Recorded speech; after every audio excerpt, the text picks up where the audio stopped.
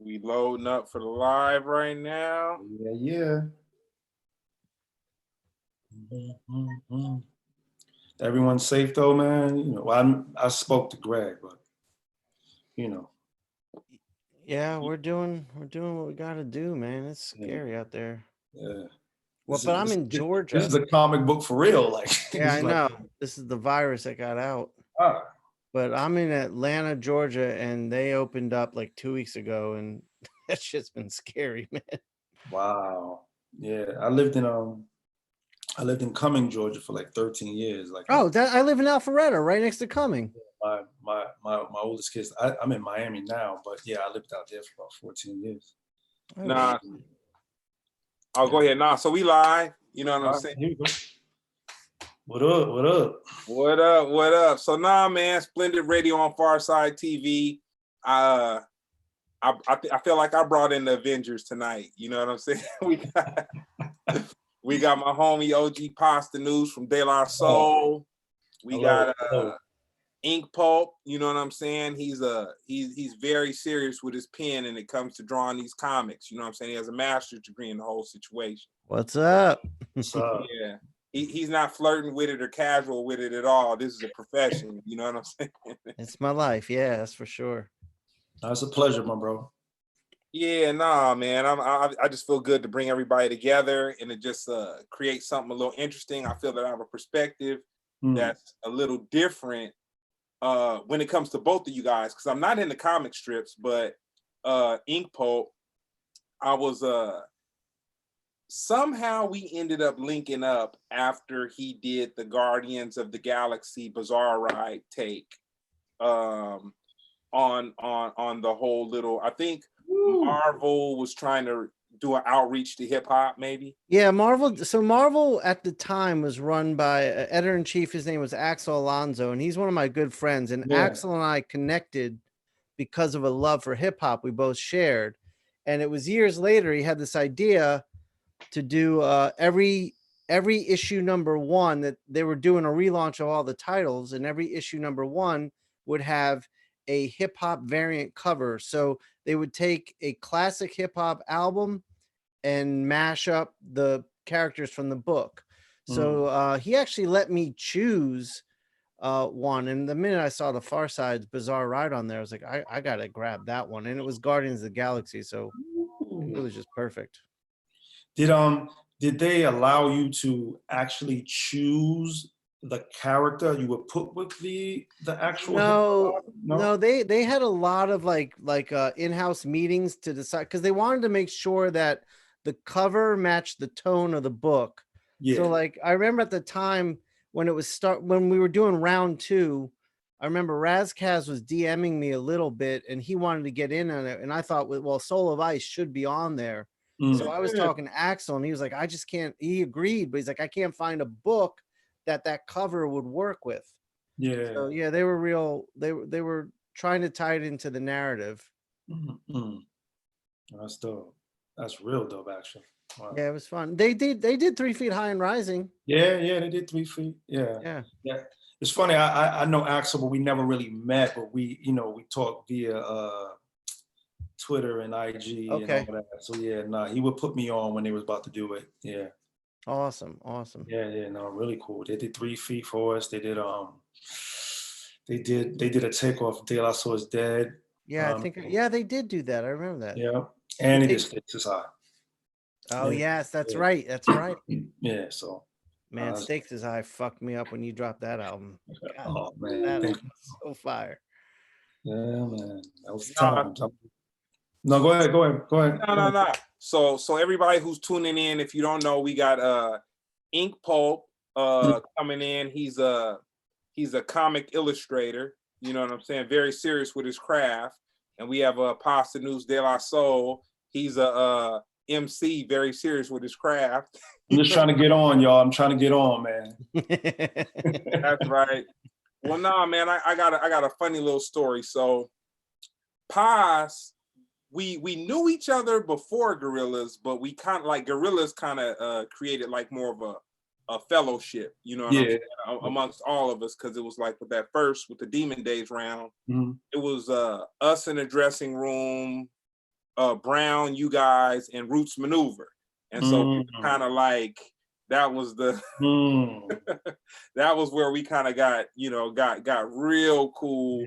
And it was a trip to me because it was like I was a fan of the music, and you know, I was just Imani and Brown's homeboy, so I never knew their relationships and all this, that, and the third in hip hop. Like, so you know what? The first time that we really kind of kicked it in Hawaii when we did that show with Yellow Man. Black Eyed Peas and Yellow Man. Yeah. And we was riding the ATVs. That was the first time we really kicked it. And then the Gorillaz thing just kind of, it was just like synonymous shows. And for anybody watching, man, I'm gonna tell you, Daylight goes out there and gives it to the crowd, man. It's like you know, it's not just on some nostalgia type stuff. Them cats go out there and they really turn it up. You know what I'm saying? So that's that. Matter of fact, I'll say, not only if I hit a hotel was I looking for you guys, because you know, lobby fellowship, have a drink, whatever, woo. Yeah. But for the show, people may be scattered during the show, but then once you guys come to the stage, it's like everybody kind of slowly moves in. So tell me this, man. When was the first time you heard Run-DMC? The first time I heard Run-DMC, funny enough, they had played Hard Times. No, I'm bugging. It's Like That. You know, so like our late night, because that's what time rap would be played. Like, you know, maybe Mr. Magic may have played it. And I heard it. I heard the song It's Like That. I thought it was dope, but it was kind of like in the background. But I was like, yo, this is dope. But I didn't know who it was. But like when it really, like, when it was like the like lightning cracked open like the earth was when Sucker MCs, which was I guess the B-side. And it was like, yo, there was like these artists, and I thought their name was Run V, like the MC. So we were already into like this is even, I'm telling you, this is like pre-De La, but still like even then, me, Dave, we were always into like dope names. So I was like, yo, these dudes' name is Run VMC. I didn't know it was D. I thought it was like THE. I was like, that just sounds crazy. And the Sucker MCs came on, and that was it. And I remember just listening to it on the radio. I'm like, yo, these dudes is crazy. And I just thought it was dope because there was no chorus. It was like quick. Like the song was over quick. And so then maybe a week or so later when I realized like, oh, this is the same dudes who made this other song. It's Like That. Forget it, man. It was over. Man. And so tell me this. How old were you when you realized that you wanted to be an MC? Or that you felt that you would flirt with the craft? Honestly, bro, almost immediately, because I was always into writing. You know, when I was young, I was into, of course, comic books and reading stories and like just really books, man. You know, like when rap really touched us, like when, you know, and this is, you know, before really records, like even at that point, I had moved from the Bronx and I was living in Long Island. So we was out there for a minute. I moved to Long Island in the like 4th grade, but my family still had heavy connections to, you know, the Bronx. So, I mean, like even when my older brothers would have this tapes of cats rhyming, like it touched me immediately. Like I was like, yo, this is dope. But when it got to like being on a record, forget it. I was like, yo, I can do this.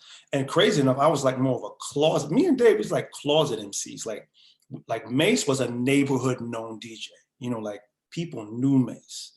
They knew me as, oh, that's Little Merce, because my brother in front of me. So it was like, oh, that's Little Merce. No one knew I could rhyme. We just played around in the crib. But yeah, man, like when I heard it on like a record, I was like, I can do this. And my parents was like, yeah, all right. You better like, you better stay in school, go to college. You know, that's what you know, their mentality was. But yeah. Nah, that's dope, man. That's dope. I'll say, so tell me this. When you heard Run-DMC, did you understand the tsunami of hip hop that was coming to hit the shores of the United States, where like it would become something that your top models would be into, your top corporations would be into, the Disney Channel, country music, you know, the whole. We had no idea. I mean, even at that time for me, because even before Run-DMC, you know, being touched by, you know, Grandmaster Flash, and, you know, Treacherous 3 was like amazing to me. You know, Kumo D, Special K, LA Sunshine, the way they flip words. So we were like heavily into like how rap was affecting the tri-state area, you know, New York and Jersey and what have you. But yo, man, like I had no idea it would go where it was going. Like Run-DMC kind of made this clear path. And I can't even front, I wouldn't even say the first album. Their second album was like, this can't be stopped. You know what I'm saying? Like this was gonna go. Like, and it's funny because Dave and Mace never really saw it like that. Because even by the time we was gonna get on, you know, we was doing it. We was working on what we was working on, but Dave was like a year or so ahead of me. Dave was in architectural school. So he was in school. He was in college. I was in my last year of high school, and I was heading to college to go to learn business law. But yeah, man, I was like telling him and Mace, like, yo, we can do this forever. And Mace was like, man, whatever. He was like, I'm going to the Army. You know, like, I don't know if I was being like, I don't know, dreamy with it and not realizing like we could have not made it, but I was like, yo, we can do this. You just felt it. You knew it was happening. Yeah. Greg, you mind if I ask a quick question? No, go ahead. Pa said something I want to dig on a little bit. So were your parents like obstacles to you pursuing this, or they were supportive, just didn't know how to support?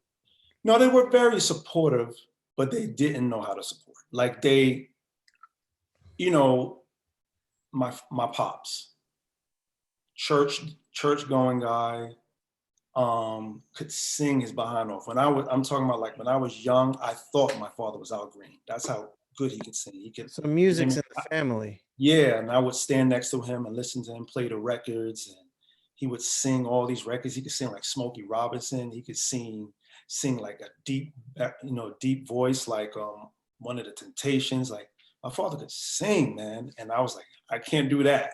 You know what I'm saying? Like, but when I felt the bug for emceeing and writing and music, like in that way, when I told them, they didn't get it, but they were very supportive.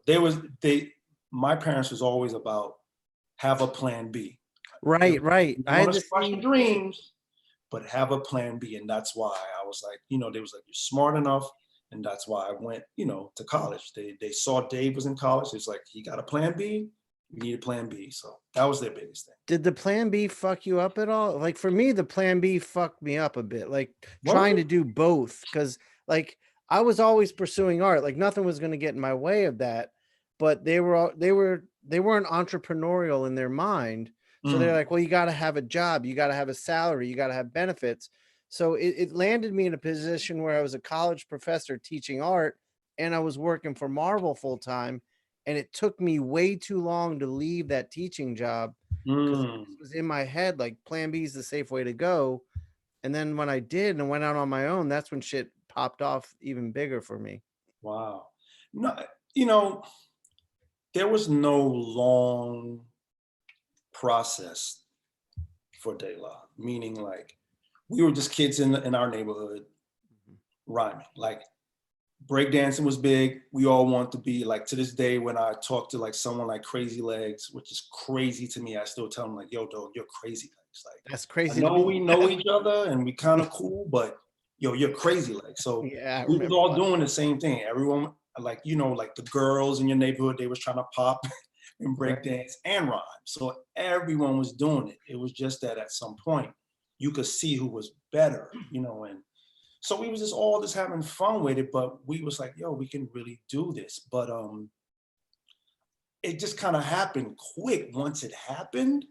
And it's like, even while it was happening, like Mace was dealing with someone in our neighborhood. He lived on my block. His name was Everett Collins, a beautiful person, was our music teacher, but he also happened to be like a tour drummer for Isley Brothers. And he was in the group Surface. They're like, only you can make me happy. He was in that. So he had a little label he was putting together, and he had Mace help him. So Mace was like, yo, he's saying to me and Dave, like, trust me, I'll pull y'all through the door if this rock. And once I found a sample for plug tuning, it was on, because plug tuning was just a routine we had, just a rhyming routine. And once we connected that, put it together, let Paul hear it, it was just like wildfire from there, because that's how Mace started messing with Paul from that same project that he was working on. So it didn't take long, and school didn't interrupt things, because funny enough, when we put out plug tuning, I was still in college. Oh, shit. There weren't no videos. No one knew I was in De La Soul. You know what I'm saying? Like we would have a little track date in New York, but I was still going to school, you know, and it wasn't until Puddles in My Lawn came out, which was the first video. Right, I remember. Everyone was like, yo, you're that dude. And then it wasn't until Leo Cohen, at that point, him and Russell Simmons became our managers immediately. And they was like, Leo Cohen came to my school and was like, yo, do you want to do this or you want to be a superstar? Like, he literally said that to me. And wow. I was like, I want to take this kid. And wow. Yeah. Dude, I will say this. For one, that was a dope sample pick on plug tuning. And we're going to get into it a little bit later about your production. But I heard one thing that you produced, and I think I was out on Gorillaz, and Smiles played it for me, and I was like, "Who produced that?" And he said, "Proud." He said, "Pasta News produced that," and I'm like, okay, I didn't even know the man was on the beats like that. But I'm like, okay, that's I'm learning a little something. So where'd you go to junior high school at? Wow, what was the name of our junior high? We were in Amityville. I grew up in a town called East Massapequa, but it was like right on the borderline of Massapequa. So I had the options once I moved there to either go to these schools or go to Amityville.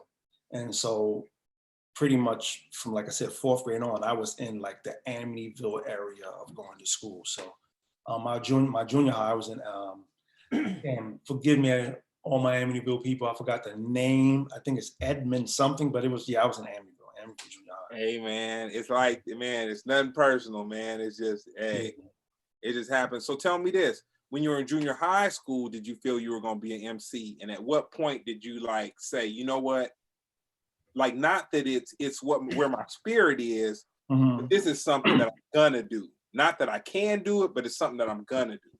See, it was weird for me, man, because, not to make this a long story, but what I learned from my parents was like a work ethic. Like, even when I still lived in the Bronx and I was young, my parents never allowed us to spend a summer in the Bronx. Like, we had to go to where my mother was from, which was Waynesboro, Georgia, and I worked on my grandparents' farm, and we, you know, he had cattle, he had pigs, he had, you know, cotton fields, all this stuff, and we would work, he would pay us, and I would bring back my summer clothes. I would bring back my summer money to buy clothes for school. So I always was taught that I need to understand a work ethic. And like, my father always taught me that. So funny enough, like, music was my love, but it was around junior high. And my favorite teacher was like my health teacher, Miss Gorga. And she had this class where she was like, look, y'all need to figure out what you want to do with your lives. And it was really then in junior high when I was like, yo, I want to rhyme. That's when I really told my parents finally, like, yo, I want to be an MC. Like, I want that to be my job. Like, that's how I looked at it. Like, I got to get a job. This is how I've been taught. But my job, I want it to be that. And that's when I really, connect my love. I wanted my love to be my job. You know what I'm saying? And then at what point did the group that we know today as De La Soul Voltron, like at what point? Dave. That's what it is. No doubt. Dave, his brother, Mike, is how I met Dave. Like, Dave's brother, Mike, was in my grade. And so we grew up with each other, and I knew Dave from afar. It was like, yo, that's Mike's brother, Dave. But, I never really was around him. We kind of got to know each other like in junior high, and me and him failed some class where I had to do a summer school course, and he was in the course with me. And that's how me and him kind of like got cool. And then from there, me already checking Mike, his brother, we kind of became much more cool. And then from there, me and Dave, we just kind of was just in other groups where we kind of formed a group called Easy Street. Dave was beatboxing, I was DJing, and our friends, we had like 3 other friends of ours who was MCing. But me and Dave could write too, you know what I'm saying? Because even at that point, for us, we always knew like routines could be written by one person, like maybe Melly Mel would write the whole routine, and then, you assign parts. So that's what we were doing. We was like, okay, maybe even though Mercer's the DJ, I'll write this part for the MC to say. So we kind of clicked in the way we were creatively. So even when my other friends kind of figured out they was going to do other things, me and Dave kind of stayed connected, got hooked up with this other DJ named Charlie Rock. He was our people's. He could DJ his ass off. He was doing parties. He introduced us to Mace. Mace had moved maybe out from Brooklyn a year or so before. And he was like, yo, why don't we do a crew, but can I bring this other DJ in? And we was like, oh, that's dope. 2 MCs and 2 DJs. And that's kind of the early formations of De La, you know what I'm saying? And then Charlie kind of went on because things wasn't moving quick enough. Charlie kind of had his foot in with like, I think different people down with like Juice Crew and whatever. So he tried to do other things. And that takes you to the story where I said where Mace rocked with Everett Collins and he met Paul, and that's how Mace pull us was going. So yeah. What basically kind of like Voltron, like made it Voltron, was me finding this sample in my father's record collection, this 45 called Written on the Wall. On the one side, it said plug side. And that's the only reason why I checked it, because like I said, we already had plug tuning as just a routine we would do off Impeach the President. And I was like, oh, that's funny, plug side. We got this routine we do called plug tuning. So I played that side. It was cool. I turned it to the other side, and that's when I found and I had it on 33 by mistake, and I was like, and I immediately started going, answering any author service. I made a pause tape of it. I played it for Dave over the phone, and he was like, yo, that's it. And that just connected everything. Yeah. That makes me feel good you saying that, because we felt that on the West Coast. You know what I'm saying? Mm-hmm. all the way from where you were on the East Coast. We felt that, and it was a trip because we used to have these dances at this club called the Casa Camino Real. And it was like a whole movement going on. It was like, imagine a version of the Zoot Suiters, but these were Black and Hispanic young guys and girls, and the girls would go to Catholic schools, and they'd have a little mini skirt, little plaid mini skirts, whatever. The guys would get little Goodwill suits, taper them up, patent leather shoes, come bust dance routines and everything. Wow. And when plug tuning came out, it was just like, woo! Oh, wow. It was a part of LA, and it was a trip because like we really didn't have, like, I'll say our connection kind of to New York at the time might have been like Ice-T, Utaka, Ice-T at the Rhyme Syndicate, all that. Even though Ice-T was LA, he still was like that kind of bridge or whatever. Sure. Plug tuning, man, it shook things up a bit, man. It was a very serious tune. That's crazy. Thank you, bro. Yeah, we were bugging. Like I'm trying to tell y'all, like we were just happy that the song was going to be played, you know, on the radio stations we listened to. Like Red Alert played it, you know, Mr. Magic played it. We was like, we made it. Yeah. Oh We man. made it. And when we start getting calls like, nah, like they're playing it in Texas. We was like, what? Yo, you gotta go to LA and perform at this roller rink. We was like, what? Like we was like, a word? They like it? Like, yo, that was insane. Like I think I was off. I can't even remember the name of it. Please forgive me if I'm saying it wrong. World of Wheels? World on Wheels. World on Wheels. Yeah, rock it. A lot of gangsters, a lot of gangsters activities went down the world. Sir. Yes, sir. You are quite right. Did you have a record deal when you were doing that? Yeah. Okay. We were signed. You know, it was crazy. It was yeah, man. Wow. I'm telling you, man. Like we were. It really was. It was a blessing, but it was just kind of quick. Like we just didn't think like. We had no idea that anyone outside of New York and possibly Jersey was going to love what we was doing, was going to connect to it. We had no idea.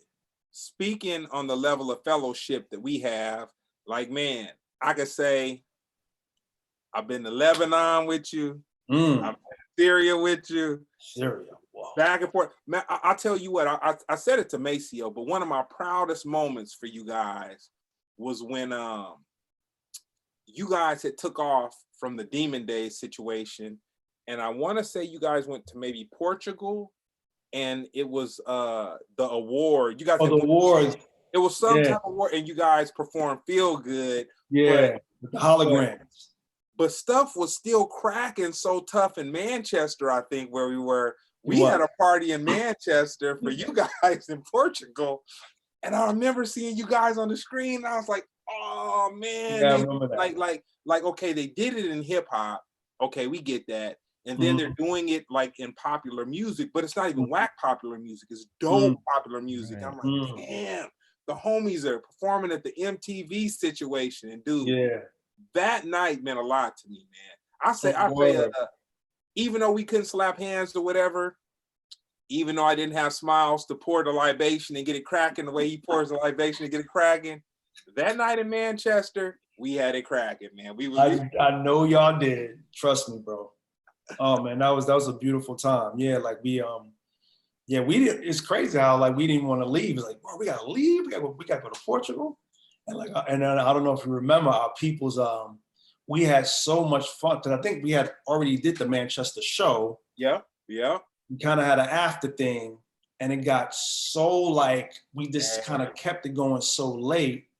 Our people, Los, missed the plane to come with us to record it in Portugal. OG Los, wow. Yeah, he missed it. And Damon kept messing with him like, so yeah, you just ruined your opportunity, huh? It was fun. Hey man, I wasn't even a heavy guy into all of it. I was just kind of easing my way.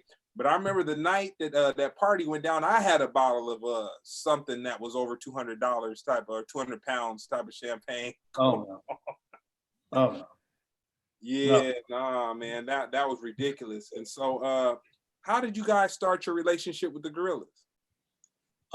It was mutual friends. I mean, we were working on Grind 8. Yeah, we was already working on the Grind 8 album. And I want to say our people's Aaron, who you may have met. God bless the dead, our soundman Cliff White, his nephew Aaron. Oh yeah, Cliff, man. Man. He put kind of the bug in our ear, like, yo, like y'all know who the Gorillaz are? Was like, oh yeah, no doubt. They rock with Dell and blah blah blah. And they was like, yo, would y'all be interested? And we've always been interested. Like even we just always been that type of group where like even with Teenage Fan Club, when we did the Fallen joint, like we didn't know Teenage Fan Club, but that was actually more interesting to do it. That the reason behind let's do this song. So it was the same with Gorillaz. Like we even knew who they were, but funny enough, I really didn't at that point really realize that. Oh, but wait a minute, this is this is a dude from Blur. Like I hadn't really put all that together. And so basically, Damon sent me some stuff. He like kind of like sent me some of the demo, and it was sounded dope. The crazy thing is that we loved Kids with Guns. The Feel Good Inc. record wasn't even in play. Like we didn't even hear that. The stuff he sent us, we was like, yo, this joint called Kids with Guns, let's do a rhyme to that. And then Damon wanted us to come out to London. We did, we rocked, we put rhymes on that. We stayed out there for a few days. He was a beautiful dude. This dude comes up on his bike, Damon comes into the studio on a bicycle. Bike. Yeah. You're like, yo, and then we, we just became peoples from then on, man, But it was funny, like it was dope, man. We spent 3 days working on Kids with Guns. I was actually like, okay, we did that. I had to go back to writing stuff for Shopping Bags. So we had to turn in the Grenade album like within a week. And Dave walks into a room with Damon, and then Dave come out like, yo, you gotta hear this record. And it was the music to Feel Good. And Dave wrote that right there, and the rest is history.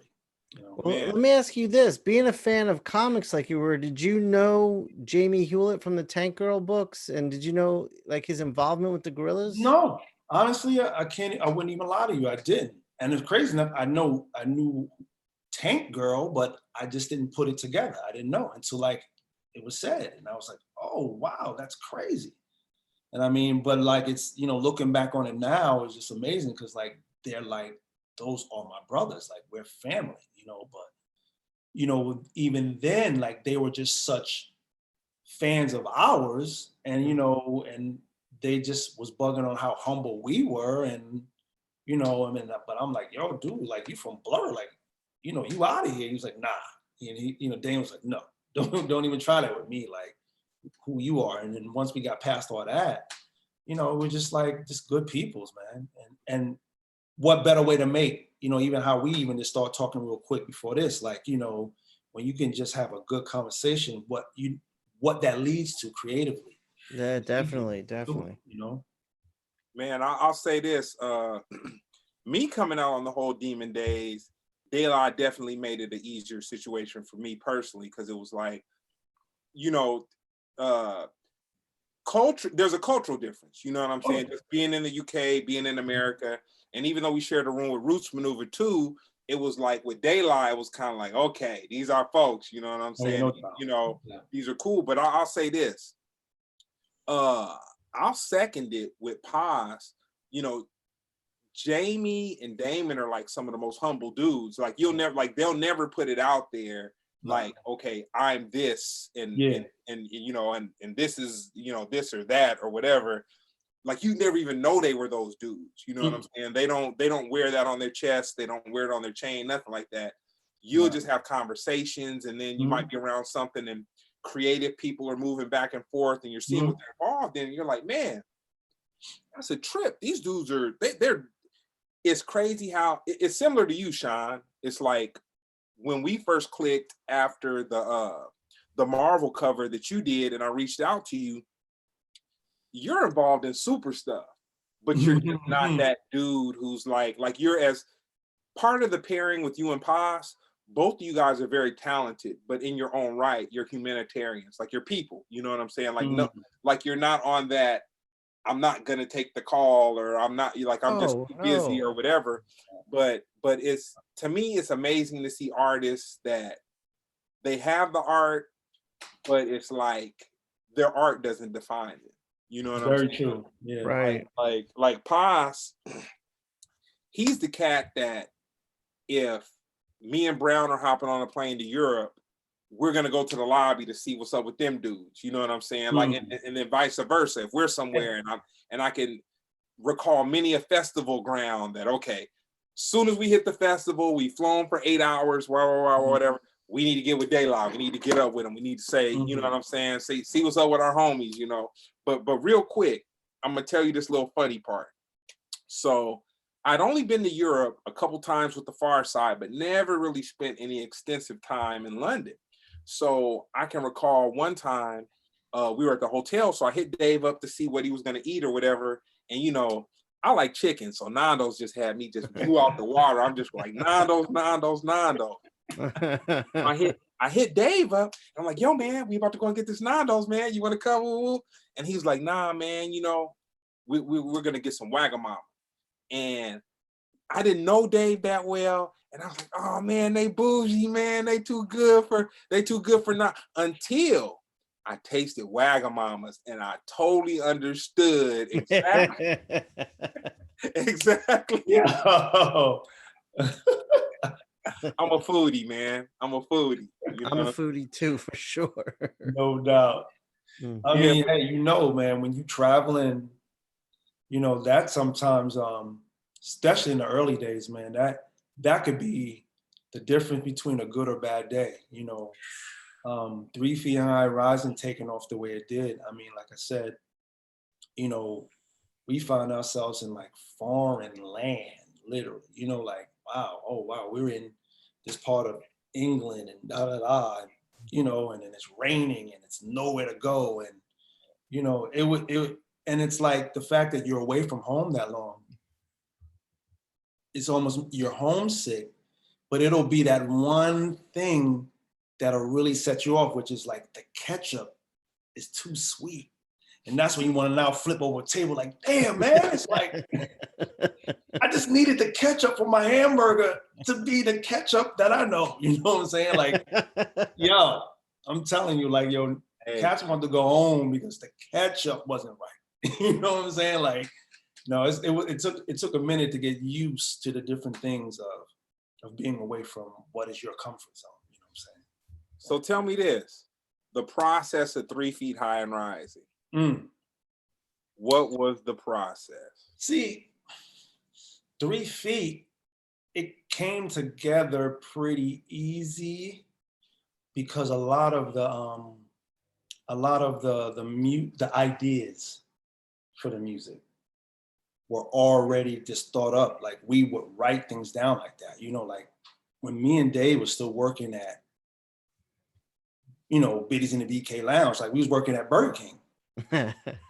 We came up with these titles then, and then when we left Burger King, we started working at we had this little custodian job at this place called Busy Bee. I was like, yo, man, we should make a song out of Peg by Steely Dan. He's like, word? I said, yeah, man, I think we really should do that, you know, and we can use, like, you know, the part where you go, I know I love you. Like, we had a lot of these ideas. So once we locked in with shopping a demo with Prince Paul in terms of putting plug tuning out, and we got the deal, you know, like, we sat down in front of Monica Lynch. We had like a paper, like, yo, we got this song, this idea called Say No Go and blah, blah, blah. And so once we got the budget, we went in and just started knocking out records. Like, it came that quick, you know? Yeah. You're just blowing my mind hearing these stories. Yo, I mean, it was just fun. And I mean, we learned a lot from Paul, because Paul was like, look, man, and I'm sure it's what he may have unfortunately saw in his group, Stetsasonic, like, you know, like Daddy-O's a strong personality, Daddy-O got a vision, it's Daddy-O's vision. And Paul is probably the lowest on the totem pole because, you know, Paul's like the youngest, he ain't necessarily from Brooklyn, you know what I'm saying? Like, so Paul really made sure that we as 3 members is like, yo, respect each other's ideas, listen to each other.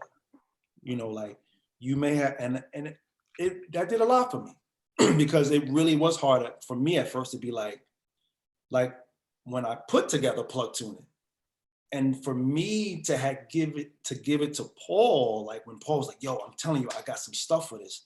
And this is before we even got the deal. So when I saw what Paul added to it, I was like, wow, man, like, I almost didn't want him to do all this, and look what he did. And then he made sure we understand, like, that's what we need to do for each other. Like, no matter what idea that someone comes up with, let someone else share what they can add, because, you know, you never know, it'll be something that could enhance it. And sure enough, that's you know, that was just a golden rule, you know. And then the second rule, which actually was like the first, is like, there's really no rules on where you can go with music and ideas, you know. And it just 3 Feet High and Rising was a bag of fun. And it was like literally like, you could have a situation where like, if Jungle didn't come to the studio the day they came to the studio, they may not have been on Buddy. They may have been on Ghetto Thing. You know what I'm saying? Like it was kind of that loose. You know what I'm saying? They just happened to come. That's ridiculous, dude. That this right here is documenting some historical, historical stuff, dude. That's ridiculous, dude. Yeah, this is just blowing my mind hearing this. But I gotta tell you, what you just said about that album, making that album was just a gang of fun. That's what I got from it when I first heard it, and it was fun, it was artistic, it was creative, it was unique. But that fun just kept me bumping it every day. Now because we're, you know, and yo, right, you know us, man. Even at this age, man, we're clowns, man. You know, like we love to have fun. We crack jokes, and you know, that was just a normal day in the studio. I mean, that's even how we understood skits. Skits for us was basically working. We were supposed to be like, say, in the studio rhyming. Mace is DJing. We supposed to be MCing on this tape that's recording, but we're acting like jackasses. And then all of a sudden it's like Mace is cutting the beat, but Dave is saying something so silly in a different voice. That's what became skits. Were the skits like, was that influenced by Paul, or was that something he just saw in you and nurtured? That's just how we were. We were just doing stuff like that. And verbal sketch comedy. Yeah, and when we kind of sat down in Paul's house and he's telling us like what he could add to plug tuning, it was like him showing us, just after this bugging out, showing us like a martial arts movie that he had dubbed over, and it's like some, you know, I don't know, 36 chambers, but he's, oh, you stole my doodle, and da da da, and they're fighting each other, give me back my doodle, and we're like dying laughing. And it was like, yo, this dude's an idiot like us. Like, yo, he's gonna fit right in. You know what I'm saying? So it was like that. It was just like, we kind of like was like minds, you know. And you know, Paul, man, I can't stress to you, man, Paul was just a good dude. He was like really smart. He's kind of one of those dudes where you could be like, Paul could have been a scientist. Like, and I'm not even trying to joke around. Like, he was just a really studious dude. He was never into no problems, but he was magic on turntables. Like, he knew music. Like, you wouldn't even think like he knew music the way he knew and knows music, you know. We need to get him into some of these versus situations, man. They leaving his name out the conversation, man. You know what I'm saying? For sure. They're leaving his name out. I think that he could drop some, at least I think he could drop some sample. I'm gonna tell you what I propose. Him and Muggs. I said it, I coined it. Him and Muggs need to go sample for sample, man. I think that will be something very very entertaining, man. That would be crazy. I'd love to see that. Yeah, that would be crazy. Wow. Yeah. So tell me this. When did you decide to start producing though? Like when did that part come into? From the jump. I mean, right from the jump.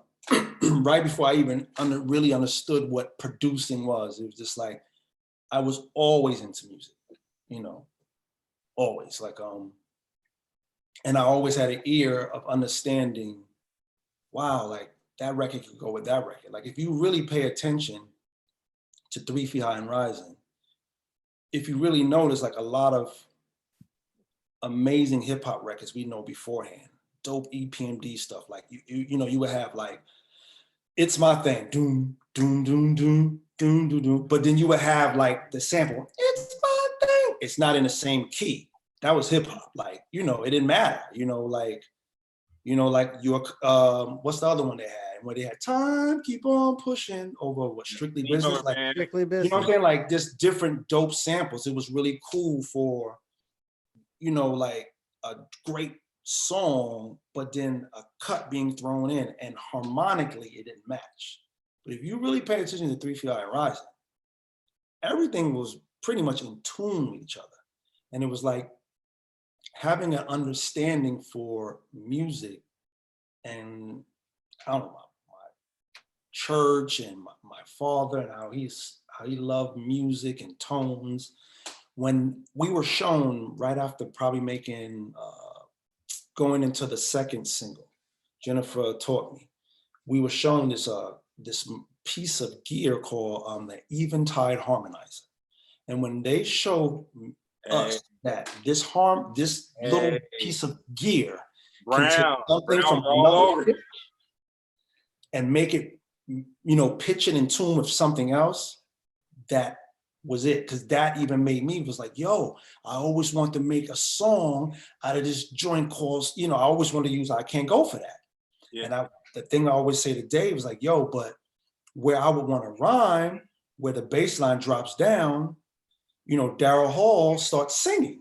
I want the rhyme over doom, doom, doom, doom, doom. But he immediately starts singing. And all that open stuff before was in a higher pitch. That was doom, doom, doom, doom, doom. You know what I'm saying? Doom, doom, doom, doom, doom. And so when that harmonizer, I pitched doom, doom, doom, doom down to doom, doom, doom, doom. And now that was in tune with me throwing him saying, like that harmonizer, forget it, B. Yeah, and I think the ASR, the ASR Brown, dude, I don't know nothing about the technical stuff, but I remember Brown and his production and his sampling and what he do to pitch stuff and drop it out. And man, that's amazing. Like, I can honestly say I had no idea that you dealt with production until whatever that song was. What was the song? What was the name of that song? It was I want to say you sampled did you sample Wu-Tang? Oh yeah. For that joint we did, Jesus, what the hell did we call it? Getaway. Featuring the Wu, the Spirit of the Wu. Yeah, Getaway. Yeah. Woo! My one of my comic book buddies storyboarded that video with the Rubik's Cube. Yeah, in fact, he's working with me on the Pharcyde project right now. Crazy. Oh, that's dope. That's dope. Nah, man, we had to bring the kinetic energy. You know what I'm saying? It was right, man. It was right because the funny thing about it, I never had a conversation with Paz about comics and stuff like that. But like when you're around somebody for like several days at a time, and you guys are kind of traveling and doing shows and whatnot, you see people when you're walking to go and get something to eat or whatever. And I just noticed Paz would like to dip to the comic book shop a little bit. You know what I'm saying? He'd have his little handbag, he'd have his bags, and he'd be like, ooh. Word up. But it wasn't my thing. But I knew that he had a love. Him and Dave, they had a love for comics and like vintage things. You know what I'm saying? Yeah. Like something that I've never connected with that. But so what were you hunting down when you were on the road? What were you looking for? Just old comics, man. Like I'm especially like when we would tour. So if I'm in Italy, I would be like, yo, I want to go to like, a collectible store and buy that same Spider-Man 1 or Spider-Man 12 I got in this language that I can't read, but I just gotta have it. Like that's what it was. I mean, like, yo, we went on the Gorillaz run. We did one of them last songs. We were like we were somewhere in Italy. Everyone was running to go see the leaning joint pizza. What do you call that thing? That's what's called. Leaning Tower Pizza. Yeah. Yeah, pizza. I was like, whatever, because we walked out of our hotel and there was this stand, like this long table of this dude just selling comic books, Marvel, DC, all in their language. I was like, yo, just giving me everything. I took everything off of that table. And everyone was like, yo, man, we going to go see the lean. Yeah, all right, yeah, okay, go. Did you have like artists you followed, or it was characters you were mainly following? Characters. I mean, when I was young, definitely Jack Kirby, the Kirby was my dude. You know what I'm saying? Without question. I mean, like, he was my dude when I didn't even understand why. Like, I just had never just had something jump out to me visually the way his work did. You know what I'm saying? Dude, Kirby is a mad genius. I mean, Brown's getting an education on Kirby right now because of what we're doing together, but there's nothing like Kirby. Yeah. It's just monster level madness, amazingness. Yeah. And I mean, and I jumped in and out of comics. I mean, like when I was young, of course, you know, up until like even high school, kind of jumped out after, then got back in. But I mean, my biggest thing was always like, yeah, a story can be a story, but if the illustration isn't grabbing me like it's hard for me to kind of keep in tune to the story. Sure. Like, it gotta be a hell of a story.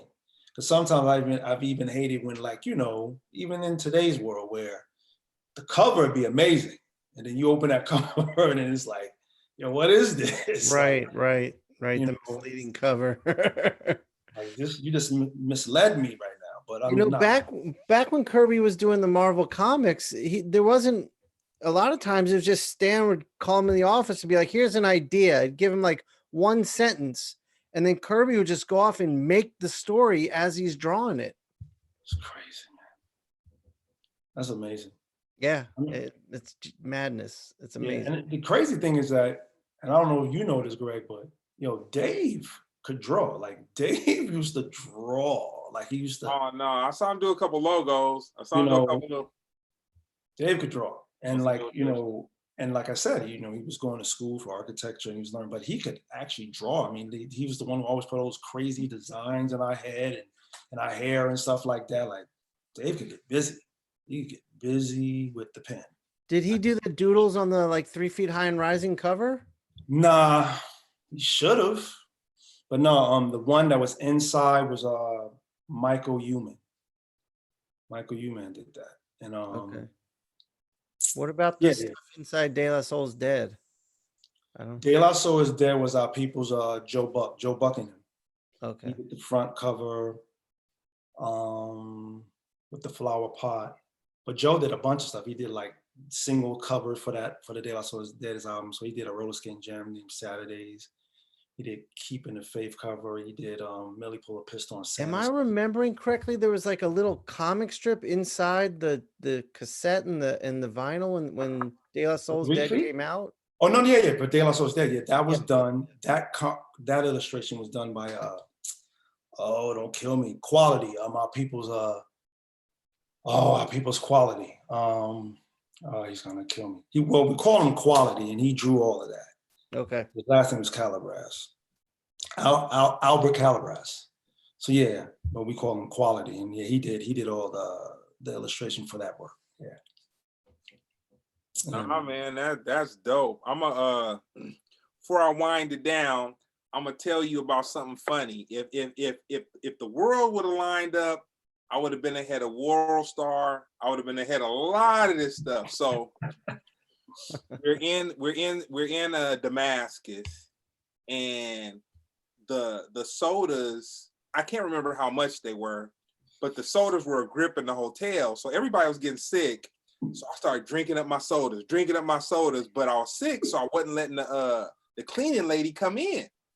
So it was me, Paz, and Brown, and Paz don't even remember this, but I'm a refresh his memory.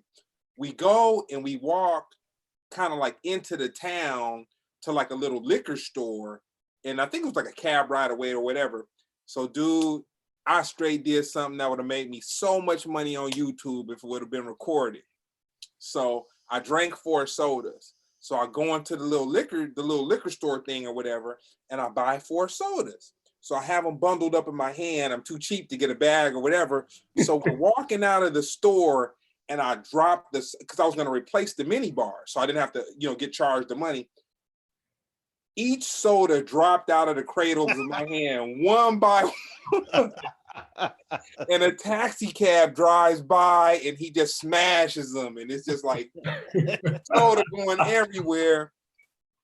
And this was like 2005, so YouTube really didn't even jump off by then. But I said to myself many times after that, I was like, you know what? If the camera would have been on you at the right moment and right time, man, you could have made some money. But I'll tell you something colder. I went back into the liquor store and bought 4 more. Took them back to the hotel.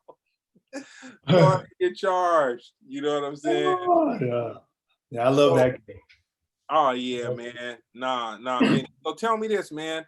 We weren't able to go to Dilla's funeral, because we actually had shows already booked and we were traveling out and you guys were flying in. What did J Dilla mean to De La Soul, and what was your personal relationship with him? I mean, yo, it's all I would be saying is that what everyone has already said. I mean, musically, a genius. But what I really remember about, I love to just tell people like what I remember about, and I've been conditioned to always say Dilla, but I know him as JD. I call Dilla JD. And what I've known of JD was like, yo, he was like quiet, but if you knew him, he reminded me honestly of Dave. Like Dave is quiet. Like everyone don't get in to get to talk to Dave. And like once you kind of get in, you're in. And JD is funny as hell. He was a dope dude and he didn't take no shit. He was cold on them drums, though. That's a lot of people didn't know. That's what I'm trying to say. Everyone knows that. But what I'm trying to say is like what was dope to me about JD is JD took no shit. None. Like like Pay J? Yeah, that's JD. JD was not playing, but he was a dope. I mean, like, yo, creatively, amazing. Like he would just call me like, yo, all right, I'm back at it. I'm cooking. I'm about to send you something. And yo, man, like he was just one of those dudes where like, honestly, like when you're listening to music and it just activates you, mind you, at that time, and I would like to say I'm not wrong, before JD started handing out tapes to people, like tapes for people to hear, the ones that went platinum, everyone's everyone's beat tapes were like super long, like, long enough for you to just rhyme. Like, you got a beat tape, I don't know, from Pete Rock. It's like, each song is like damn near 8 minutes long because it's like, it's for you to vibe to. Yo, JD was the first person who started making beats where that shit would fade up. And then it would get about 20, 30 seconds and fade down. And you were like, yo, and then another one would fade up. And you're like, yo, this one is crazy. And it would just fade. Yo, it was amazing. Yo, that dude, man. I remember, dude, rest his soul. I remember getting his beat tapes from Brown and dude, I probably got some in my dad's house. I really need to go through that. But dude, his beat tapes went platinum. If you could really track how many duplications was made off of his beat tapes, and I'm not talking about after he blew up. I'm talking about 2005, 2000. I'm not 2005. 1995, 1996, 1997. Yeah. Dude, I was rolling around LA bumping Dilla tape, the beat. I got it from the homies and whatever. And I'm like, dang, this dude was ridiculous, dude. Yeah, amazing. Amazing. Ridiculous. And I'm talking about effortless. Like, and I mean, I was already in good company. I mean, like, you can't tell me nothing about Q-Tip. Q-Tip, that boy, he is a beast, a monster, a genius.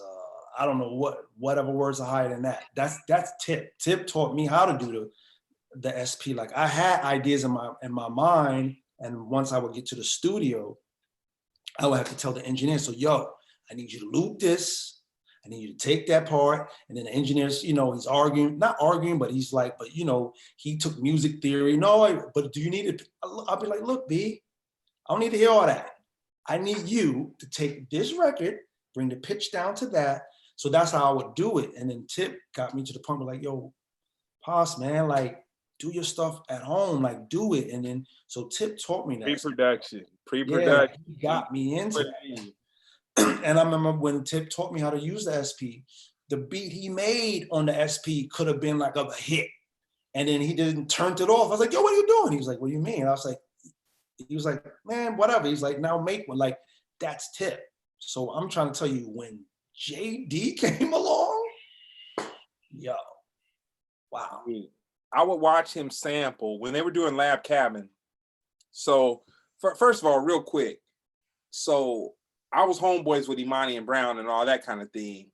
But it wasn't until Lollapalooza and I saw Tip, George Clinton, Beastie Boys on the side of the stage that I realized that the homeboys that were going out of town, and then because I didn't understand about what happened when they went out of town, they would just, I was in the studio when they're making music. They go out of town. They talk about Freaknik, stuff that was dope going on or whatever. Talk about the wetlands. They talk about the the tunnel, all that kind of stuff. I heard like ear hustle stuff, but I didn't realize it was there. When they did Lollapalooza, and it's like, dude, I came from an environment where we listened to like punk rock, we listened to ska, we listened to Beastie Boys, we listened to Run-DMC, whatever. So even though I was around my homeboys while they were making music, I didn't understand the gravity of what they were doing at the time that they were doing it. But when I was at Lollapalooza and I looked at the side of the stage, George Clinton, Beastie Boys, you got Q-Tip, you got whatever, and I'm like, damn, maybe maybe there's something I'm not catching with this whole situation. But man, I'll say this about Dilla.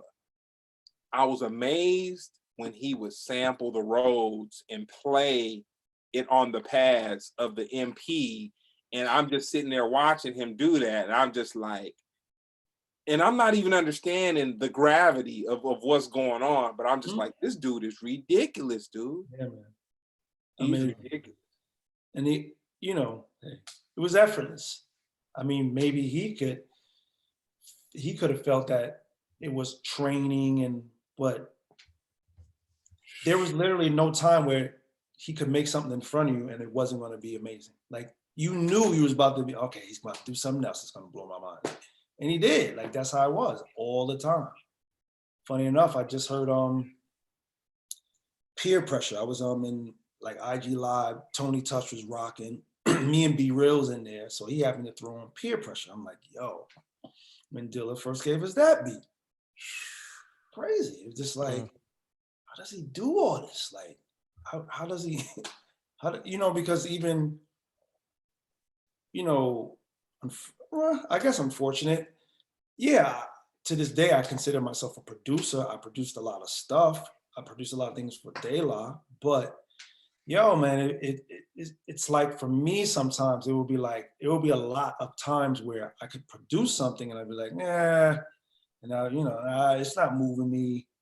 And I'm trying to search for something. And then it got to a point where lyrics became just more important to me to focus on. And I just kind of went that route. And the bug comes here and there for producing. But, like I said, when I'm getting these joints from JD, starting from the Stakes Is High album, like I did The Breaks on that album, the song called The Breaks. And, but when we getting these joints from JD, I'm like, man, listen, let me just let him do this and let me just get my pen game going.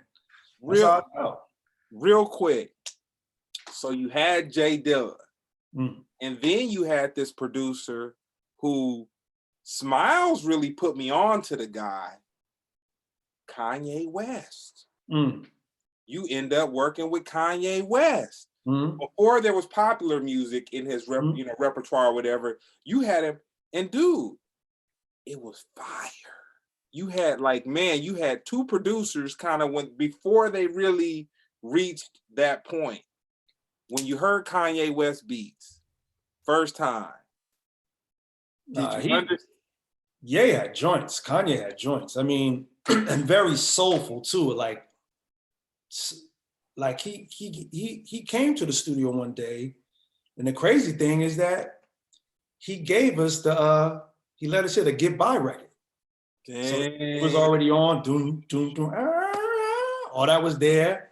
And I was like, yo, this is dope. But like as a beat, it was dope. But then he's like, but yo, what else you got? And then he started playing us other things. And it's crazy, like that wasn't meant for me or Dave to understand it the way Kweli understood it. You know what I'm saying? Kweli turned that into like a staple joint he needed to do. But I mean,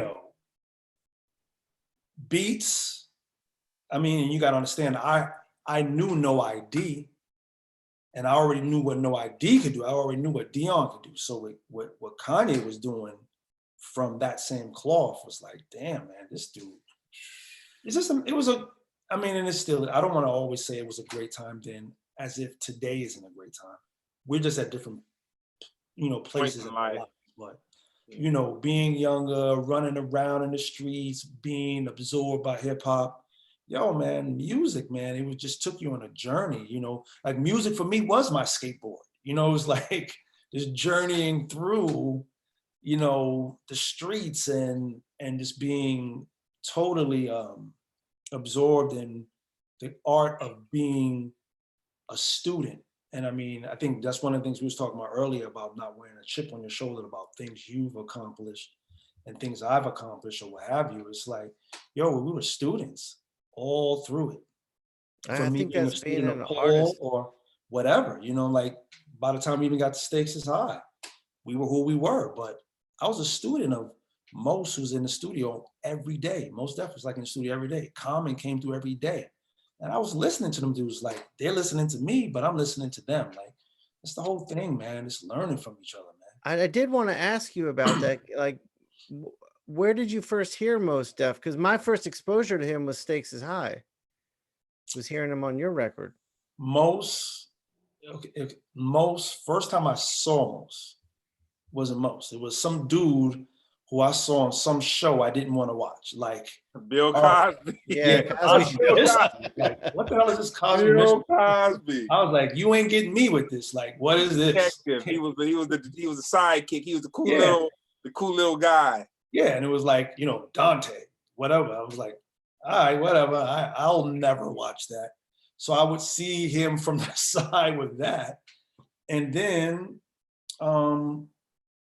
but you know, years so go by, I hear this dope record of these kids rhyming over Diamond D beat. Like they flipped a Diamond D's intro of his album and they rhymed over it. These kids called, I think it was UTD. And I'm like, yo, this is dope. And then to find out, like, I didn't even put it together.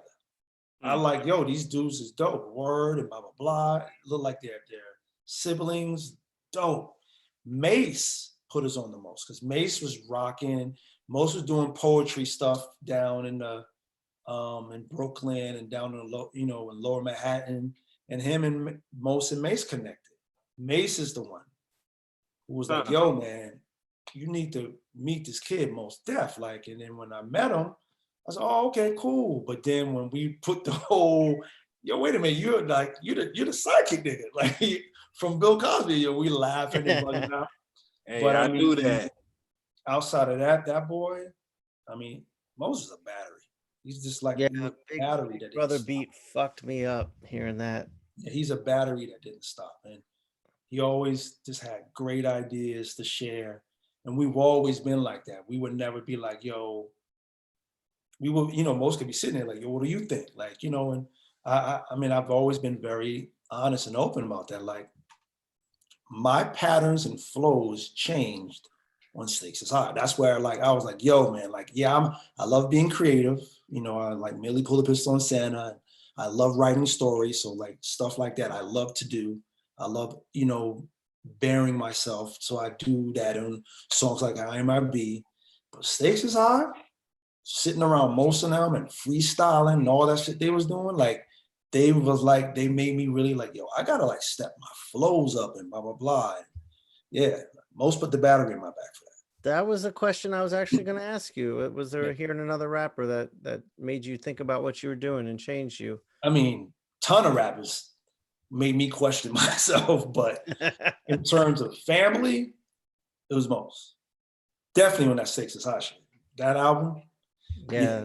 That album fucked me up. I love that album. But I mean, it's this ton of MCs that we, I love, and I think like that. I'd be like, yo, I can't wait to tip hear this, like what he's gonna think of that. Or, 2 days I can somehow run into Black Thought. I'm like, yo, Black Thought hear this shit. Woo, I wanna, like I think like that.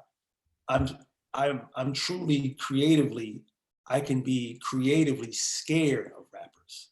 And I think that's important for me because I never was the person who would want to be like, have this chip on my shoulder, like, yo, I'm the dopest dude in the room, like, or whatever. I never, ever thought like that. I never thought it was whack, but I never take for granted who's in the room with me. So when someone's like, yo, You know, Pharrell, like, yo, I'm gonna do this remix of She Moves. I want to comment on there. I want you. I want Tip. The first thing I'm saying to myself is like, yo, I gotta try to murder these dudes, because the way I'm thinking to myself, they're going to try to murder me. That's how I thought. I don't think like I'm comfortable. Yeah, I'm with my dudes and I'm comfortable. No, like I want them to feel like, yo, this nigga's not playing. So I you know, because that's how I'm actually thinking that they are. Yeah. You know, I'm not, you know, it's the same. The same for me and my comic book like artist friends. Like you see a book they do, and you get a call to do another book, and it's that same mentality. Like I got to bring the heat on this. I gotta fuck some shit up when I do this. Yeah. It's important, It's man. that fire. But you're right. Yeah. It's always thinking like a student, always being open to new ways of thinking, trying new techniques, always being open. That's how you grow as an artist. And it's crazy because like, you know, you even take like a group like Wu-Tang, like I would sit there and look at them like, wow, like what, you know, like I would envision like, what do they have to do to outshine each other to possibly get on a track? You know what I'm saying? Because everyone couldn't be on them songs. Man. And I'm only assuming that maybe a bunch of them all wrote rhymes to it, but maybe the best got to stay on the record. You know what I'm saying? Like, I'm sure there were certain records that were like, I'm sure RZA could be like, nah, this is for Ray and this is for Ghost. But I'm sure there was a lot of records where there was a lot of verses that just weren't put on there because we can't have a 8-minute record every time. So someone got to get chopped. You know what I'm saying? Like, wow, you talking about like the pressure? So I mean, like, but I mean, I love that. I love that about art. Whether it's like you just said, drawing, writing, putting together songs, like just trying to do something that is impressive to yourself. And that can also be a curse too. Yeah. Because when you're trying to impress yourself, you may not take the time to look at the rest of the world, and you're so caught in your own brain. Right. And then you need that person to be like, yo, chill, like get out of your own thoughts. Right. Absolutely. Come down to earth. Us mere mortals, we like this other thing. These 12 other things you just threw in the trash, we actually like that. You know what I'm saying? Like, you have to kind of walk a fine line, you know. Yeah, that's why it's important to have that crew of artists around you that you respect and admire, and they respect and admire you too. Without sure. Question. That's very true. No yes man. I don't take hell no. Yes people around us. You know, Greg, smiles, they'll be like, nah. Dave would be like, nah, Merce, what you're talking about is dope, but you need to bring it, like you're reading, okay, and nah, and like he would challenge me, and then I'm like, that's what you need, man, to keep those knives, those lyrical knives, and your creativity sharp. Yeah, you know, and I mean criticism.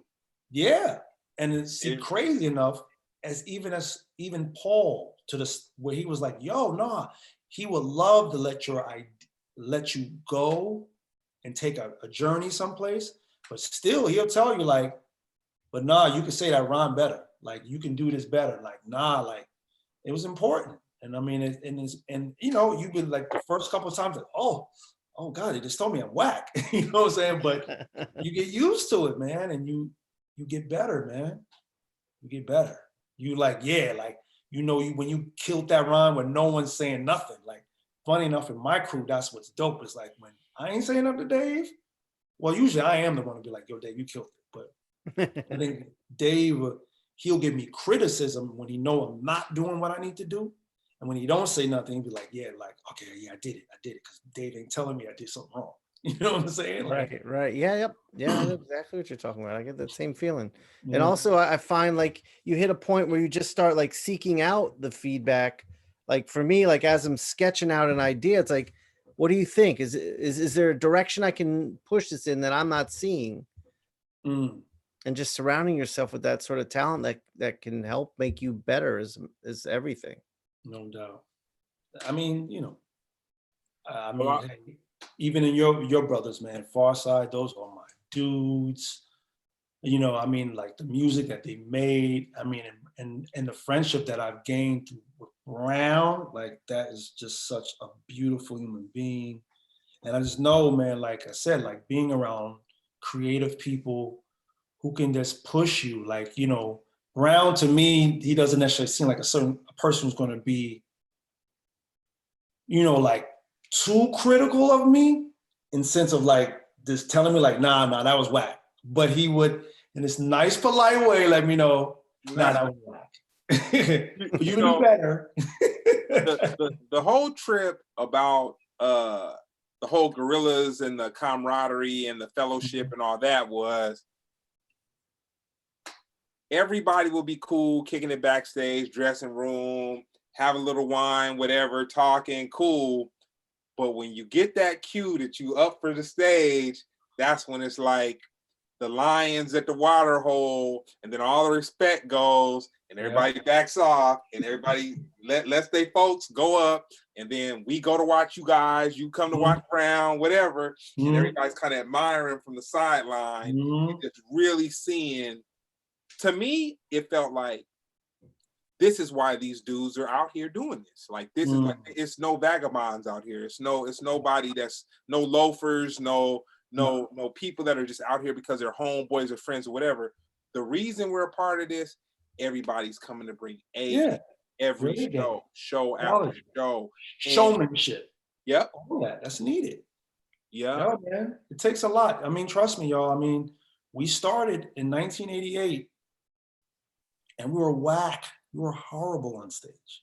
You know, we were, you know, you had your first few singles and you would do track dates. And that was just standing on a stage about 12 midnight in the middle of a club, and you just drop your hit, and that's all. And that's what was expected. But to be thrusted from that on our first world tour in 1989 was the Nitro Tour. That was LL, Slick Rick, De La Soul, NWA, Too Short, PE, Ghetto Boys, Special Ed, EPMD, man, like all that stuff. Your song, dog. Like we were the opening act. All we had to do was 3 songs. We sucked because we didn't understand the dynamics of controlling a stage. We was letting it swallow us up, and like it was dope. The first few nights, Dougie was just hanging out. Dougie Fresh was. And he pulled us to the side and he was just dropping jewels like, yo, like, you're a man, you gotta like, when you see him over here, you gotta kind of like be on the other side. You can't be grouped together all the time. And y'all gotta look at the crowd and you gotta engage. And yo, and then even Chuck would sit us down. And then one night LL would be like, yo, man, this is what y'all, and we just took those lessons. But, you know, I've always made it clear. I'll make it clear, you know, God willing, however long I'm going to be here, the best hip hop show I've ever seen in my life is NWA. Hands down. That tour. That is crazy. That is, and I'm going to tell you why it's crazy. Hands down. You guys, and don't get mad at me, but y'all wear New York on your heart, man. That's just the thing. No, that's the thing. And to hear you guys give it up to LA a little bit, I just feel because you guys are purists. You guys are purists. You guys are New York purists.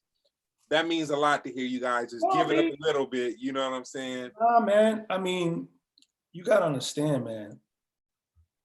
We love music.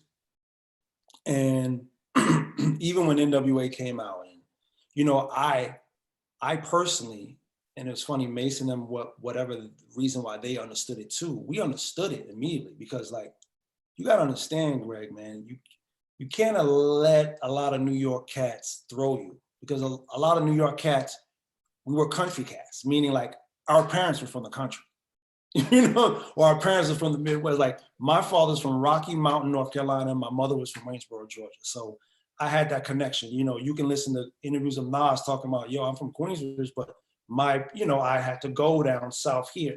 So cats knew, you know, we understood certain things. You can wear where you from on your chest, but yo, dope is dope. And yo, NWA's show, yo, that transformed us. We sit there I never missed a night. I'm telling you, dog, like that entire, whatever they did, that movie, those scenes they would show like on the movie and all that crazy stuff, that was the Nitro tour. We was on that tour. So all that stuff, when all the stuff happened, when the cops got them, we was there for all of it. Oh shit. You know what I'm saying? Like, and it didn't go like that. It was a little more rated X. Like it wasn't that version. They were after them dudes. Tell me this. So we both been on some tours that have had some pretty heavy hitters on it. From the first Demon days with had Ike Turner, ridiculous on the key piano. Ike Turner, ridiculous. You can feel however you want to feel politically about the dude. Him touching that piano. No, amazing.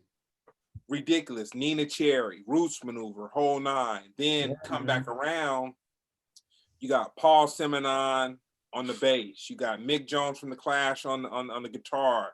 We're around all. We had a homeboy, Lou Reed. Lou Reed was out on one. Word. Bobby Womack. Yo, man. Woo! Brown got to be cool with Bobby, man, and it was just really a trip to just know he was just a good dude, man. He had wrote some incredible songs. He had made some incredible songs, incredible stories. But my question to you is, out of all that, who have you done a show with and they were just so dope, just so iconic, every single thing, they humbled you and you really were like, I'm really doing a show with this guy right here? The top tier.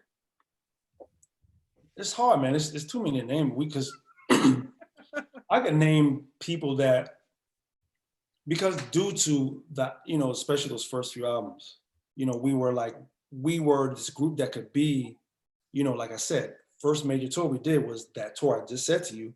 And right from that tour, we was on tour with Finding Cannibals. That's where our music was. We were like, we could be with Regina Bell, but then with Tito Puente.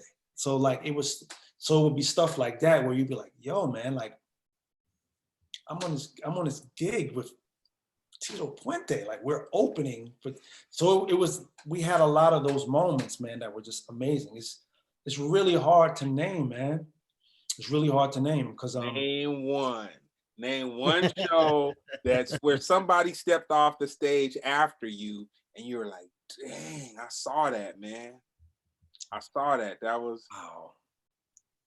See, I gotta talk to somebody who's not as established as possible. No, I mean, honestly, there's too many, man.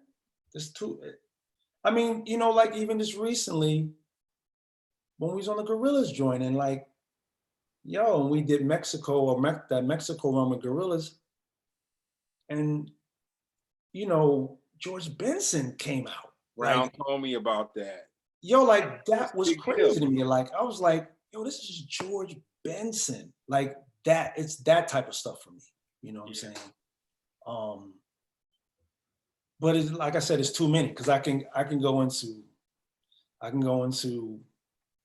you know, any genre of music and all the festivals we've been blessed to play on, and you just stand there and look. I mean, like, you know, like he's someone who considered me family. I consider him family, but yo, man, Public Enemy, Chuck D, to see them put it down.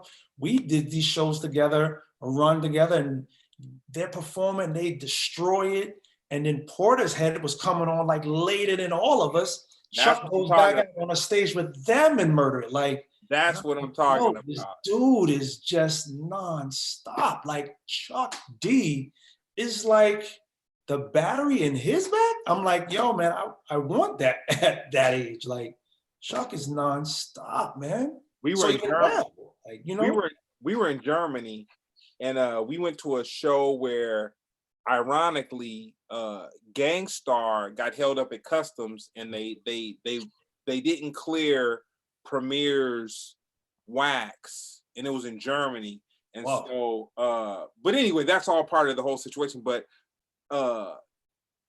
Gang Starr did do their show. I think it was the Scratch Pickles, something like that. The Scratch Pickles or something, but they lent Premier their records so that they could do a Gang Starr show. But I saw Flavor Flav climb up the stack monitor speakers and get stuck, and the security had to climb up there and help him down.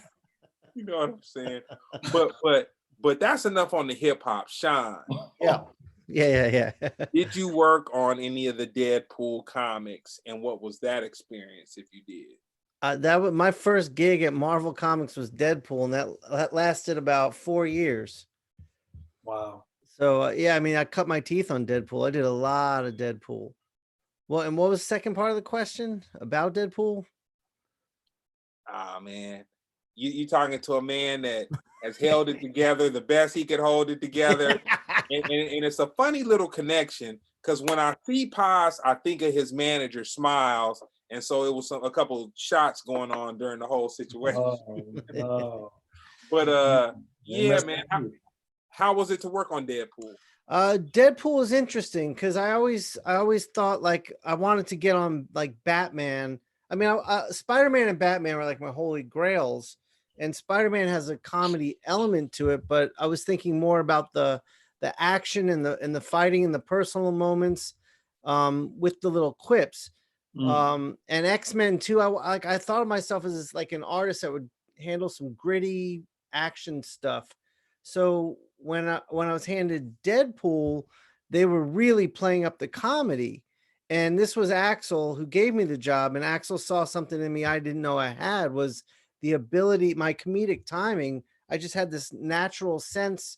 And I think that comes from growing up on Looney Tunes, honestly, of pacing things out and acting where I could nail these comedic moments while doing all that action and gritty stuff that I wanted to do. But I didn't, when I first got it, I didn't understand it. But then as I was cutting my teeth more and more, I got deep into it. And I learned a lot from working on Deadpool for sure. Nah, that's dope. Well, nah, man, I want to thank everybody for being part of this Splendid Radio, a new little format. I want to slip it in about once a month, you know what I'm saying, where I bring in artists and so for those who are watching, I had a conversation with Shawn and I had a conversation with Paz earlier today. There were separate conversations. And when I was explaining Paz on a personal level to Shawn, I was like, yo, man, he's as dope on the mic as you are with the pen. But see, Shawn was already a fan. So he understood the whole thing. And then I had a conversation separate with Paz. And I was like, yo, man, he's as dope on the pen as you are on the pen. And then that whole respect thing jumped in. So man, I want to thank both you guys for just stepping up to the plate, man, and helping to just create something entertaining. Well, you know what? Informational. I won't even go into entertainment. You know what I'm saying? I'll say, man, Posh, you broke down a lot of knowledge as far as what the average person wouldn't really know about De La Soul. And Shawn, you kind of gave us a little peek into a guy who has his master's degree in comic book illustration and puts it down for Marvel and DC. And you know what? It was one more question that we were going to ask. And Shawn is so cool, he wasn't even tripping. He was going to ask it, but I'm going to hold him back because I'm not going to throw him into the political pool. Paz, Marvel or DC?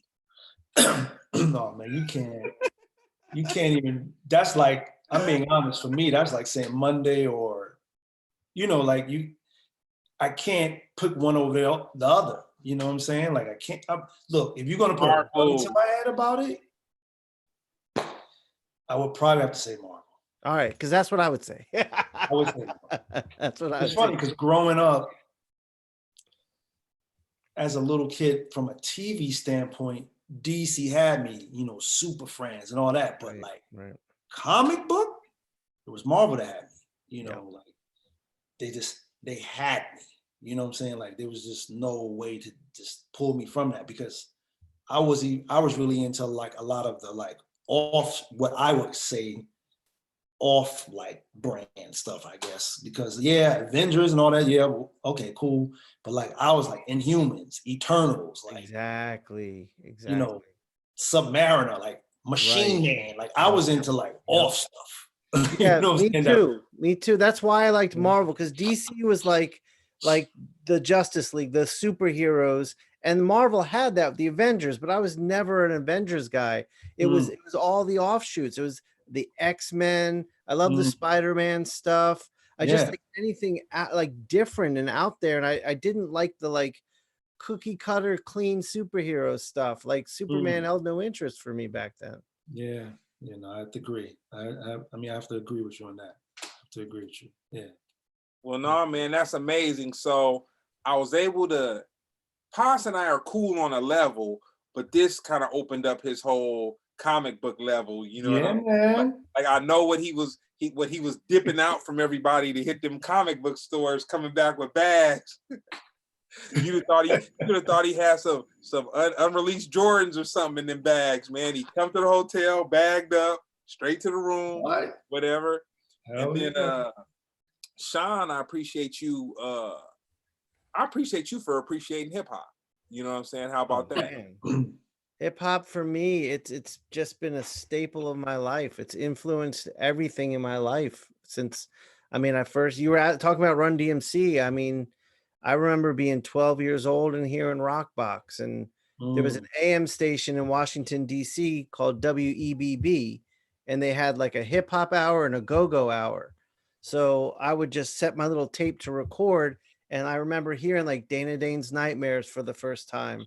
And when when Jazzy Jeff and the Fresh Prince dropped their first track, and being exposed to it was just blowing my little mind. And then Beat Street changed everything, because graffiti just all opened up for me from there. Yeah, it was a wrap from that. And no, I mean, we can keep saying how everything gives to like each other, because comics, that influence MCs all day long. So I even, with Axel and them coming up with that whole thing of even, having illustrators, put these amazing classic hip hop albums on covers. I mean, like, it all made sense because we were all, I'm talking about, I'm being young, seeing flyers from African Bambaataa, and they can look just like a comic book cover. Yeah, yeah. Oh, for We're me, hearing influenced. Dougie Fresh with the show, it was Inspector Gadget, which was a cartoon I loved, and rap coming together. I was like, exactly. Worlds were colliding. Exactly. So that was constant. Constant. Nah, well, I want to thank both you guys for being a part of the panel. We got to come back and do it. Don't get too big on us, Paz. We got to don't get too big on us, Paz. Oh, real quick, last one. Can you say anything about something a little birdie told me? And I didn't put this in the whole little whatever, but it was about maybe a DJ Premier and a Pete Rock situation. Oh yeah, no doubt. So what's going on with that? Real quick to just. I mean, in a nutshell, we working on an album. We're gonna call it Premium Soul on the Rocks, where all beats are done by Pete and Premier. Yeah, man. Ooh. And it's taking a minute. We supposed to churn this in a long time ago, but it's like we love those two dudes so much. It was just like the time. I'm out. Yeah. Oh man. No, but it's coming. It's definitely coming. Okay. Nah, that's tight. We got them. We got some joints. The little we got some joints. We got some joints. Well, nah, man, I'm gonna stay tuned in. Once again, I appreciate you guys for allowing me to pair art with art. You know what I'm saying? Oh, no, it's a pleasure, man. Even off of this, man, I hope that we can exchange numbers, man. Keep in touch without question. Definitely. Yeah, I got to thank both of you for having me on, having this talk. I mean, Paz, I've been a fan since I was a little kid, man. Big fan. No, that's a pleasure. It's absolute pleasure, man. Thank you, bro. Nah, good looking. So Shawn, give them your social media so they know where to go and see what you do. All right, so check me out. I'm at Ink Pulp, INKPULP on Instagram, Twitter, My YouTube channel is under that name. It's all Ink Pulp. Cool. And you, Posh, your socials? Oh, I'm wow, what am I? I'm Posplug1. That's POSPLUGWON De La Soul. That's the one at IG. So just you can catch me there, because I'm being honest, I won't lie to y'all. I don't check Twitter.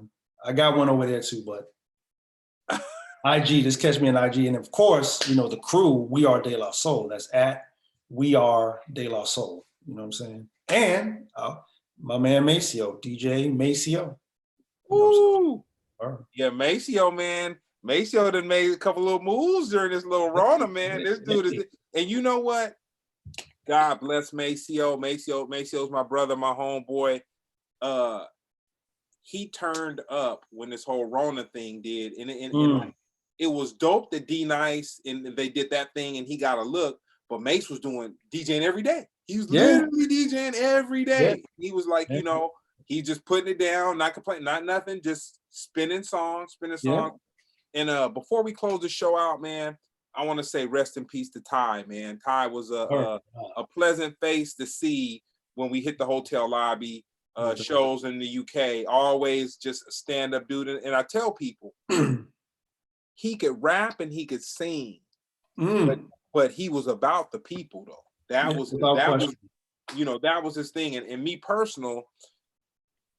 So I was kind of close with Dave's cousin Fudge, and to me, him and Fudge shared the kind of the same spirit, where like they would say the things that I might not be hard enough to say, about like life condition, little political stuff or whatever. But man, we need those voices, man. And rest in peace, Fudge. Rest in peace, Ty. Those were both two very good brothers, man. That whenever I saw him, it was like, okay, this dude's in like, man, it's you know, they brought a very good feeling. Yeah. When you were able to be in their presence, you know. Without question, I totally agree with you, man. I mean, Ty is just he was just an amazing UK artist, man. I almost saying UK because I just feel like sometimes people, unfortunately, don't know who he is, man. Please check out his music, man. Ty, T-Y, man. Ty was amazing, had beautiful things to say, and definitely, we lost him due to this whole coronavirus, and it's a shame. It's a shame, man. Yeah, like they plucked him back up there just a little too soon, man. No word, like it's a lot to deal with. You know what I'm saying? Yeah, it is. Yeah, it is. Well, no, man. Take care, Posh. You always my brother, man. Bro.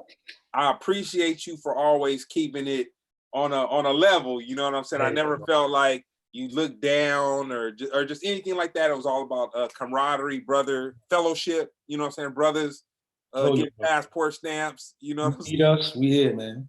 We are here.